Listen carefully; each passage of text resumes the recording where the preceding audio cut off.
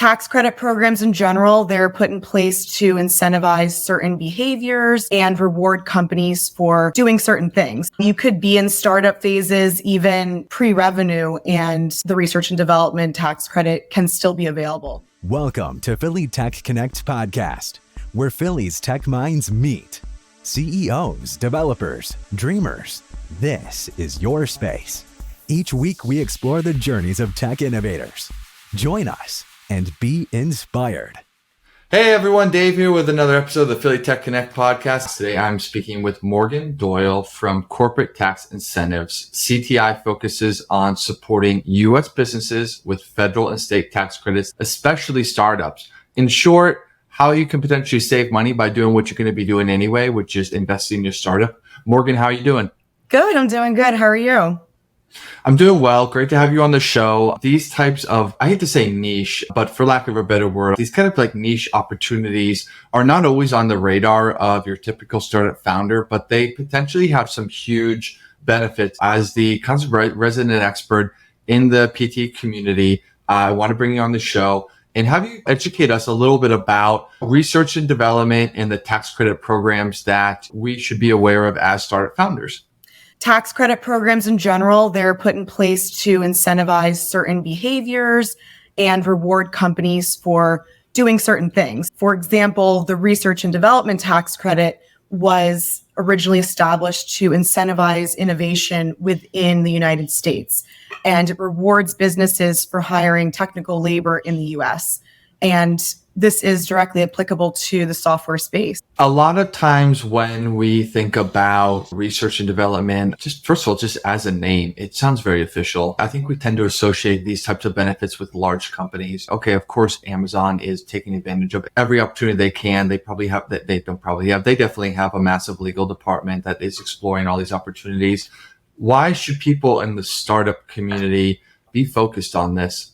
That's a great question. You could be in startup phases, even pre-revenue, and the research and development tax credit can still be available. Even if your plan is to sell the business, these credits can ultimately bring value. Typically, any companies in the hard sciences are great qualifiers. Architecture firms, your engineering firms, any companies that are doing heavy chemistry or biotech activities, certain types of manufacturing companies, they're all great qualifiers, but software does tend to be a very good candidate for this credit. And I know that there's a lot of software-focused startups in PTE, and it's written right in the code section of the research and development tax credit that determines what type of work or activities qualify. Those are the types of activities that these startup groups are performing.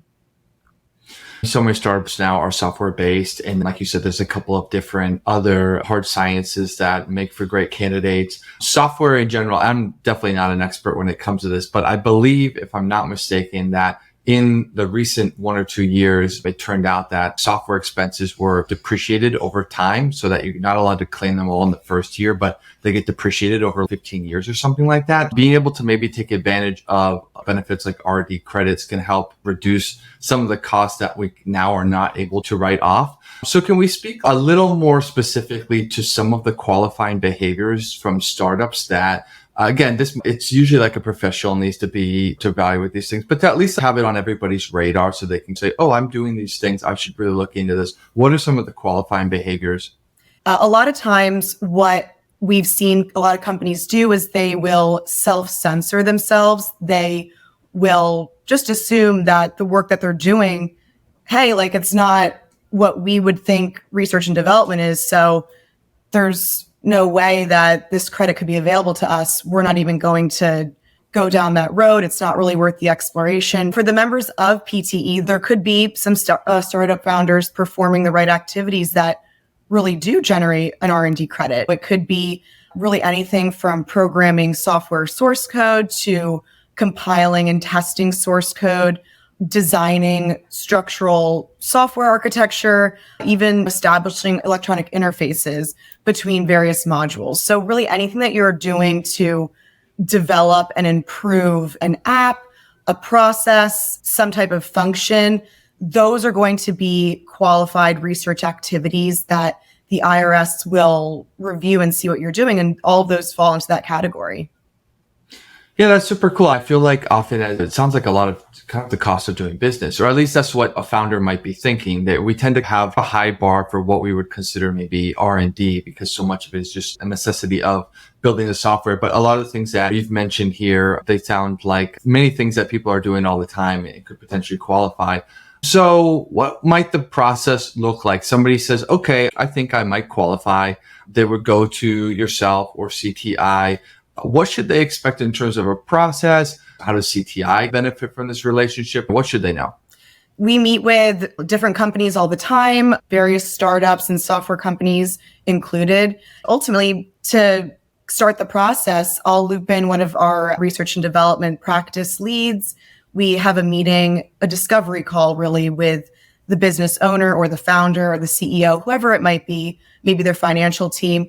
And we just have a discussion about what are the things, the operations that you're doing in your business, understanding from our end, are they performing the proper activities that would qualify for this credit? After we have that discovery call and determine that it could be a viable opportunity, that's when we typically would engage with the business owner there. And our process begins with the feasibility phase. We hold interviews with whoever's involved with the research and operations aspects of the business, whether that's the operations director, manager, the finance team, really anyone who's going to be having a hand in tracking time and effort related to those technical projects that they are working on. So this process, we interview everyone. We are building a study to ultimately support and fully substantiate the claim that you will ultimately be making at the end with this research and development tax credits. We take all that into account. We calculate the credit based on how much you as a company are spending. That is really what the value is as well. How much expenses am I incurring doing all of this development, doing all this research, doing all these technical activities? How much is it costing my company to pay for the engineers, the developers that are on the payroll that are working towards this project? How much am I paying for any supplies and materials that are going towards the development? There are quite a few things that we look at in that. Once we develop or have the final report, that is then given to the business owner and whoever their CPA might be to put in their return for that year.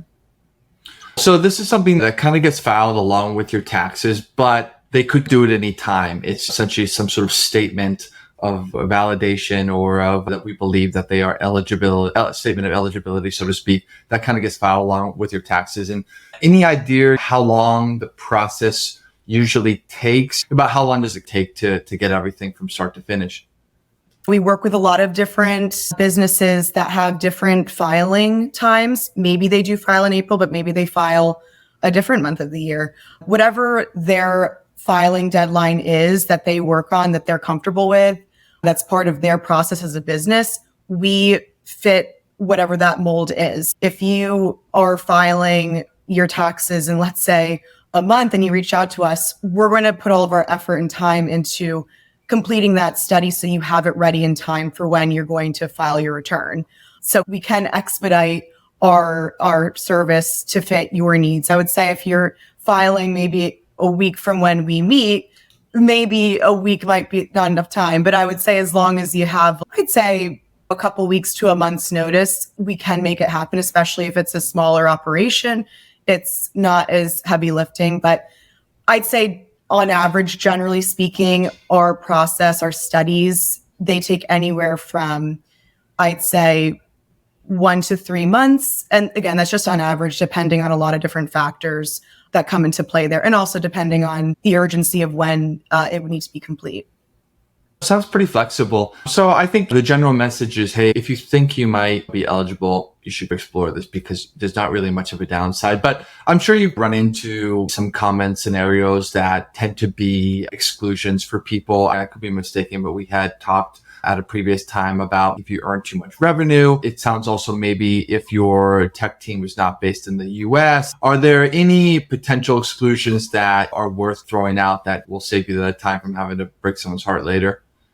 I would say the biggest exclusion would be offshore work and offshore development. Anything that is done outside of the US, it can't be included in the credit or into the study or anything that's going to be going towards the credit, just because the whole point of the program is to incentivize US innovation and any type of research and development operations that are happening within the US. If you maybe have a staffing company that you're using out of Florida that's hiring folks overseas, just because that staffing company is in Florida, this work is still being done overseas. So the physical actual development has to be taking place within the United States. And that's the biggest exclusion to look out for. As far as revenue, that is a provision that divides what the IRS defines as a startup company versus just a regular business that's not a startup. The IRS defines a startup as anyone who's a business that's making under $5 million in revenue a year. When that is the case, there is a special provision that's available to startups where they can use the R&D tax credit to offset their payroll tax liability as opposed to income tax liability. Because when a startup is in the first couple of years of existence, they're not going to really have any tax liability yet, just because they're usually not profitable for a couple more years. So we don't want them missing out on the tax credit just because they don't have income tax to offset. So they are allowed to use the credit to offset their payroll tax liability, because no matter how old a business is, if you have employees, you're paying those employees and you're also incurring a payroll tax along with that. So that, hopefully that's not too confusing, but that kind of wraps up the question about any exclusions. No, I don't find that confusing at all. I think it makes a lot of sense. But I figured we would bring it into the discussion because I know that's what someone would ask listening to this. That's great, Morgan. I appreciate you walking us through the R&D tax credit that you guys work with and who potentially qualifies, who does not. For people that want to get in touch with you and learn more, how should they do that? They can absolutely just send me an email. My email is mdoyle@ctillc.com. Anyone can just send me a LinkedIn request or message me on the Slack channel, and I'll have my contact information listed on this post here. Yeah, we'll definitely have you featured. And of course, like you said, you're in the Slack community and people who are part of PT can always message you through that. Thanks so much, Morgan, for being on the show. Thank you. That's all for today's episode of Philly Tech Connect. Join our community at phillytechentrepreneurs.com.